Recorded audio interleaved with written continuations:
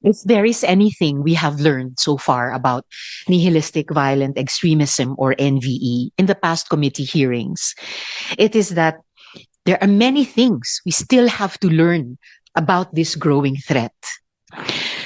Napagalaman natin na itong mga menacing na NVE networks na nag-groom ng mga bata para manakit sa kapwa at sa sarili ay tila nakaimpluwensya sa Tacloban shooting incident. The emerging threat of NVE is real. It is nefarious. It uses alienation, the glorification of violence, and the presence of vulnerable children in digital communities that normalize harm. Kasama ang mental health, parental supervision, access to firearms, security protocols, at iba pa. It is one of the many factors behind school shootings that we must not take for granted. Kaya napakasakit pong sabihin na ilang araw lang ang nakalipas, nagkaroon na naman ng isang shooting incident sa isang junior high school sa Zamboanga City. Ang pamamaril ay ni-livestream pa.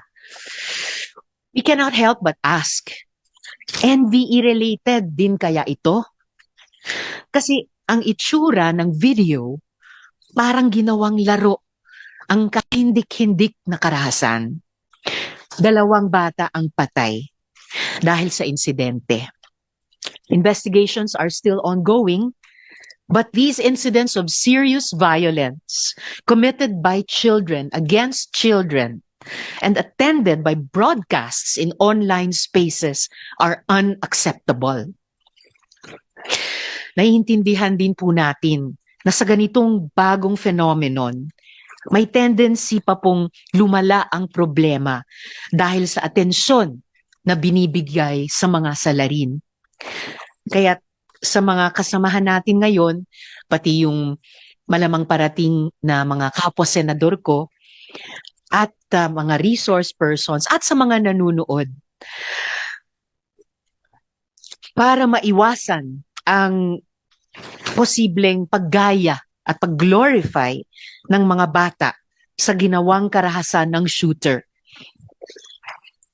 It is advised that our focus today should not be on the identities of perpetrators or suspects.